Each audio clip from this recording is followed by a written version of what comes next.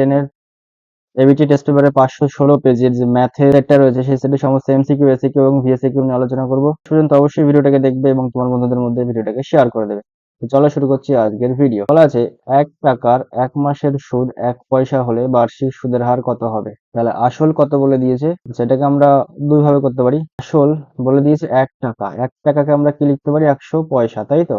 এবার সময়, টাইম বলে দিয়েছে কয় মাস? 1 মাস। আর 1 মাসকে আমরা বলতে পারি 1/12 বছর। পি পেয়ে গেলাম, টি পেয়ে গেলাম। আর আমাদেরকে বলেছে সুদ হচ্ছে 1 মাসের সুদ 1 পয়সা। 1 মাসের সুদ যদি 1 পয়সা হয় তাহলে মোট সুদ কত? মোট সুদ কত বলেছে? 1 পয়সা, তাই তো? এবার আমরা জানি সুদ I = PRT/100। এবার I এর জায়গায় 1 বসাবো।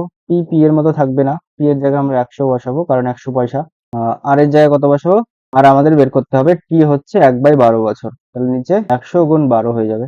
তাহলে এটার সাথে এটা কেটে গেল, 12-এর সাথে 1 গুণ হয়ে যাবে। তার মানে আর সমান সমান বলতে পারবো আমরা 12%। বার্ষিক সরল সুদের হার কত হবে? 12%। অপশন নাম্বার সি হবে এটার আনসার। পরের কোশ্চেন কি বলেছে দেখো, tan 4θ tan 6θ সমান 1 হলে tan sin 5θ এর মান কত হবে? এর মানে হচ্ছে tan 4θ সমান into tan 6θ is equal to 1, সেটা বলে দিয়েছে, তাই তো? এখান থেকে আমাদেরকে মান বের করতে হবে। tan 4θ সমান লিখতে পারি 1/tan 6θ, তাই তো? tan 4θ সমান সমান 1/tan, তার মানে হচ্ছে cot 6θ। তো এবার tan 4θ থাকলো, cot 6θ থেকে আমরা কি লিখতে পারি? cot 6θ থেকে আমরা লিখতে পারি 90 degree minus 6θ। tan 90 minus theta মানে cot থিটা। tan tan ধরো কেটে গেল, তাহলে আমরা এখান থেকে বলতে পারি 4θ সমান সমান 90 ডিগ্রি মাইনাস 6θ। এই মাইনাস 6θ দিকে আসবে, প্লাস 4θ সাথে যোগ হবে, মানে হচ্ছে tan θ হয়ে যাবে। এটা tan θ সমান সমান 90 ডিগ্রি হবে। এখান থেকে থিটা সমান সমান আমরা বলতে পারবো 90 ডিগ্রি বাই হচ্ছে 10। তার মানে হচ্ছে থিটার মান এখান থেকে কত হবে? 9 ডিগ্রি। আর থিটার মান যখনই 9 ডিগ্রি আসলো, আমাদের বের করতে বলেছে সাইন 5 ইন্টু থিটা, মানে হচ্ছে 9 ডিগ্রি, মানে হচ্ছে সাইন 45 ডিগ্রি। তাহলে সাইন 45 ডিগ্রি, সাইন 45 ডিগ্রির মান কত? 1/√2। এটার ভ্যালু কত আসবে? 1/√2, মানে অপশন নাম্বার ডি আসবে এটার অ্যান্সার। পরের কোশ্চেন 3 বলেছে x² plus bx plus c equal to দ্বিঘাত সমীকরণে b ইজ ইকুয়াল টু 0 হলে সমীকরণের বীজদ্বয় কি হবে? আচ্ছা আচ্ছা, যদি ax² plus bx plus c এই সমীকরণে b সমান সমান 0 হয়, তাহলে সমীকরণের বীজদ্বয় কি হবে সেটা আমাদেরকে বলতে হবে। এবার ধরে নাও এই সমীকরণের একটা বীজ আলফা, অপরটা বিটা। এবার আলফা প্লাস বিটা আমরা কি জানি? মাইনাস বি বাই এ জানি, তাই তো? তাহলে আলফা প্লাস বিটা, এবার বি এর মান যদি 0 হয় তাহলে 0 বাই এ মানে 0, তাই তো? তার মানে এখান থেকে আমরা বলতে পারবো আলফা সমান সমান বিটা।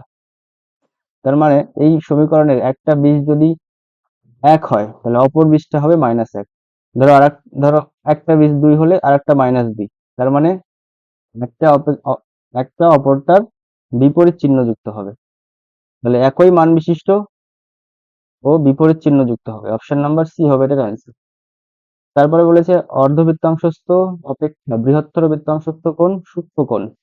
বৃহত্তর বৃত্তাংশস্থ কোণ সূক্ষ্ম কোণ।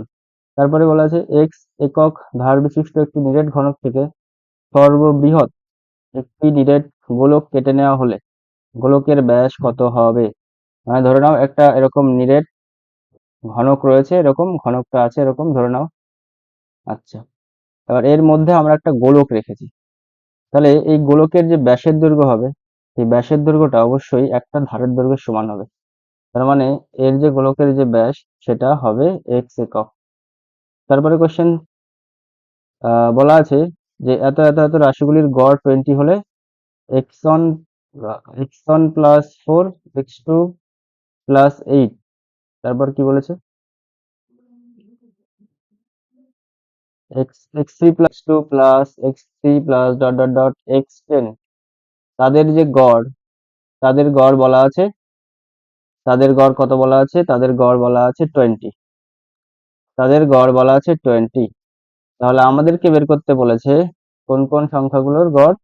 x1 plus 4, x1 plus 4, x2 plus 8, x3 plus 12 dot dot dot, মানে একটা 4 4 করে বাড়তে থাকবে। কত অবধি বার করতে বলেছে আমাদেরকে? লাস্ট কত অবধি বের করতে বলেছে? x3 প্লাস 12, x10 প্লাস 40 অবধি, x10 প্লাস 40 অবধি, x10 প্লাস 40 অবধি আমাদের বের করতে বলেছে এর গড় কত হবে। তাহলে দেখো এটার সাথে 4 যোগ হয়েছে, তারপরে 8, তার মানে 4 প্লাস 8 প্লাস 12 প্লাস 12 পরে কত আসবে 16, 16 পরে 20, মানে 4 4 করে বাড়বে, তারপরে 24, তারপরে কত আসবে 28, তারপর 32, তারপর 38, সরি 36 প্লাস 40, লাস্টে এরকম আসবে। কতগুলো আসছে 1 2 3 4 5 6 7 8 9 10। একই সাথে এইখানে একটা, দুটো, তিনটে, চারটে, পাঁচটা, ছটা, সাতটা, এরকম কতগুলো এক্স আছে? 10খানা এক্স আছে। 10খানা এক্স এর গড় কত বলে দিয়েছে এখানে? 10খানা এক্স এর গড় বলে দিয়েছে হচ্ছে 20। তাহলে এখানে কতগুলো আছে সংখ্যা? 10খানা সংখ্যা আছে, তাহলে 10 দিয়ে ভাগ করলাম। আর এই যে এক্স গুলো আছে, এই এক্স গুলোর গড় কত বলে দিয়েছে? 20। এটা বসিয়ে দিলাম। তাহলে 20 প্লাস সামথিং। এবার এইটা গড় বের করে আমাদের ক্যালকুলেশন করলে যেটা হবে ওটা অ্যান্সার হবে। তাহলে 8 আর 4 12, 12 24, 24 16 হচ্ছে 40, 40 আর 20 হচ্ছে 60, 60 আর 24 কত হবে? 84, 84 আর 28 কত হবে?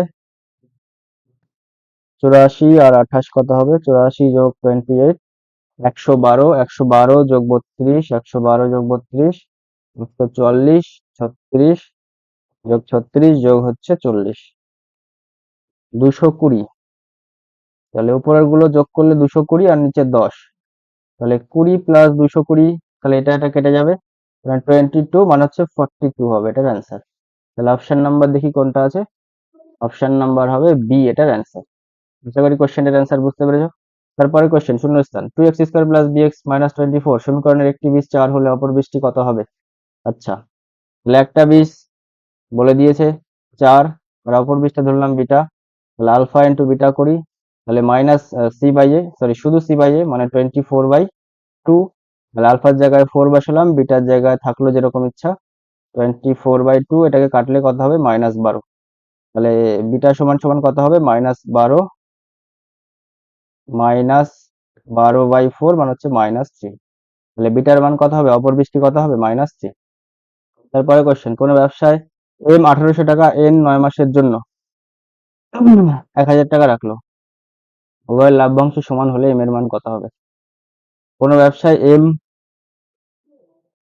1800 টাকা এবং এন 9 মাসের জন্য 1000 টাকা রাখলো, তাহলে উভয়ের লাভের অংশ সমান হলে এম এর মান কত হবে? আচ্ছা, এম কি কোনো লোক?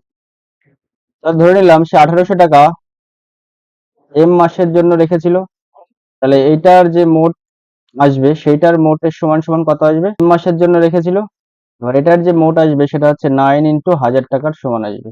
এখান থেকে এম এর মান বের করতে পারলে আমাদের অ্যান্সার হয়ে যাবে। এখানে 1000 হবে, এটাকে আমরা ভাগ করব কত দিয়ে? 1800 দিয়ে। এটা কেটে দিলাম, এটা শূন্য, 9 2 আসলো, 1/2 আসলো এটা। সরি, এখানে আরেকটা শূন্য হবে, ভুল হয়েছে এটা। এখানে আরেকটা শূন্য হবে, তার মানে এখানে 10 90/18। তাহলে এম ইজ ইকুয়াল টু 90/18 মানে হচ্ছে 5। তাহলে এম এর মান কত হতে হবে? 5 হতে হবে। এম এর মান কত হতে হবে? 5। বৃত্তস্থ আয়তক্ষেত্রের কর্ণ বৃত্তের ব্যাস হবে সমবৃত্তস্থ হবে, বৃত্তের মধ্যেই হবে, সমবৃত্তস্থ হবে। একটি নিরেট গোলকের বক্ষতলের ক্ষেত্রফল ও আয়তনের গুণের সাংখ্যমান সমান হলে, একটি নিরেট গোলকের বক্ষতলের ক্ষেত্রফল ও আয়তনের গুণের সাংখ্যমান সমান হলে গোলকটির ব্যাসার্ধ দৈর্ঘ্য কি হবে? তাহলে সম্ভবত মনে হয় এই কোশ্চেনটা এরকম বলেছে, গোলকের বক্ষতলের ক্ষেত্রফল 4πr² ইকুয়াল টু আয়তনের সঙ্গে সমান। আয়তন কি হয়? 4/3 πr3, তাই তো? এই 4 4 কেটে গেল, পাই পাই কেটে গেল, তাহলে আর স্কোয়ার থাকলো এখানে, তাহলে আর থাকলো একটা, তাহলে এখান থেকে আর সমান সমান 3 একক আমরা বলতে পারি। তাহলে ব্যাসার্ধ দৈর্ঘ্য কত হতে হবে? 3 একক। পাঁচের কোশ্চেনটা কি বলেছে? মধ্যগামিতার মাপকগুলি হলো গড়, মধ্যমা, আর একটা হচ্ছে সংখ্যাগুরু মান। সংখ্যাগুরু মান। তারপরে cos 0, cos 1, cos 2, cos 90। দেখো cos 90 মান কত হয়? cos 90 মান আমরা জানি 0 হয়। এবার 0-র সাথে যাই গুণ করি না কেন সেটা 0ই হবে। তাহলে এটার অ্যান্সার কত হবে? 0।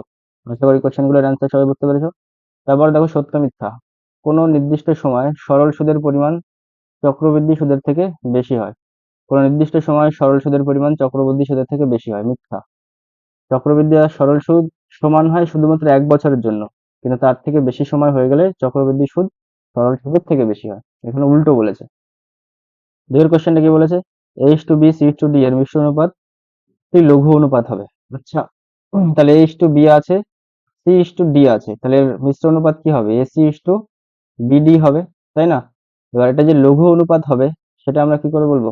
লঘু অনুপাত হলে, আচ্ছা, লঘু অনুপাত হলে তাহলে AC বাই যে BD, লঘু অনুপাত মানে AC বাই BD সবসময় একের থেকে ছোট হয়, তাহলে এখান থেকে আমরা বলতে পারি AC লেস দেন BD, তাহলে সত্য, AC লেস দেন BD হবে, সত্য। তারপরে 5, 12, 13 সংখ্যা তিনটি পিথাগোরিয়ান সংখ্যা। আচ্ছা, তাহলে 13 স্কোয়ার করলে সমান সমান যদি আমরা 5 আর 12 স্কোয়ারের সমান পাই তাহলে বলবো এটা পিথাগোরিয়ান সংখ্যা। 5 স্কোয়ার প্লাস 12 স্কোয়ার, দেখবা এটা 13 স্কোয়ার সমান করলে কত হয়? 169, এইটা ক্যালকুলেশন করলে 169 হয়, তাহলে দুটো ইকুয়াল, তাই বলতে পারবো এটা পিথাগোরিয়ান সংখ্যা, তাহলে এটাও সত্য হবে। সূর্যের উন্নতিকোণ 30 ডিগ্রি থেকে বৃদ্ধি পেয়ে 60 ডিগ্রি হলে ছায়ার দৈর্ঘ্য হ্রাস পায়। ঠিক, ধরুন একটা পোস্ট রয়েছে, এটা 60 ডিগ্রি, এটা 30 ডিগ্রি, তার মানে এটা 30 ডিগ্রি, এটা হচ্ছে 60 ডিগ্রি, তাহলে 60 ডিগ্রিতে আসলে ছায়ার দৈর্ঘ্য কম, 30 ডিগ্রিতে ছায়ার দৈর্ঘ্য বেশি, তাহলে এটা বলেছে, যা বলেছে তাহলে সত্য হবে এটা। তারপরে 5, 7, 12, 16, 12, 11, 7, 8, 12, 3 রাশিগুলির সংখ্যাগুরু মান 7, সংখ্যাগুরু মান কোনটা হয়? যার পরিসংখ্যা সব থেকে বেশি। 7 কবার আছে? একবার, দুবার, কিন্তু 12 দেখো কবার আছে? একবার, দুবার, তিনবার, মানে সংখ্যাগুরু মান কিন্তু 12 হওয়ার কথা ছিল, কিন্তু বলেছে 7, তাহলে সংখ্যাগুরু মান 7 হবে না, এটা মিথ্যা। কোনো r একক ব্যাসার্ধ বিশিষ্ট লম্ববৃত্তাকার শঙ্কুর উচ্চতা, কোনো r একক ব্যাসার্ধ বিশিষ্ট লম্ববৃত্তাকার শঙ্কুর উচ্চতা ব্যাসার্ধের 3 গুণ হলে, তার মানে ব্যাসার্ধ r হলে উচ্চতা কত হবে? 3r গুণ, তাই তো? তাহলে আয়তন পাই আর কিউব ঘন একক হবে। আচ্ছা, শঙ্কুর আয়তন কি হয়? 1/3 পাই আর স্কোয়ার এইচ হয়, 1/3 থাকলো, পাই থাকলো, আর এর জায়গায় আর ই থাকবে, আর স্কোয়ার থাকবে, এইচ এর জায়গায় কত হবে? 3r, তাহলে এটা কেটে গেল, তাহলে পাই আর কিউব হলো, মানে আর এর সাথে আর আর স্কোয়ার গুণ হয়ে পাই আর কিউব হবে, তাহলে এটা কি বলেছে? পাই আর কিউব হবে, এটা সত্য হবে। আশা করি সমস্ত কোশ্চেনগুলির অ্যান্সার তোমরা সবাই ভালো করে বুঝতে পেরেছো। এর পরবর্তী ভিডিওগুলিতে আমি পরবর্তী সেট নিয়ে আলোচনা করব। ভিডিওটাকে শেষ পর্যন্ত দেখার জন্য সবাইকে অনেক অনেক ধন্যবাদ, এবং ভিডিওটাকে তোমার বন্ধুদের মধ্যে অবশ্যই শেয়ার করে দেবে এবং চ্যানেলটাকে গ্রো হতে সাহায্য করবে। Thank you so much for watching my video.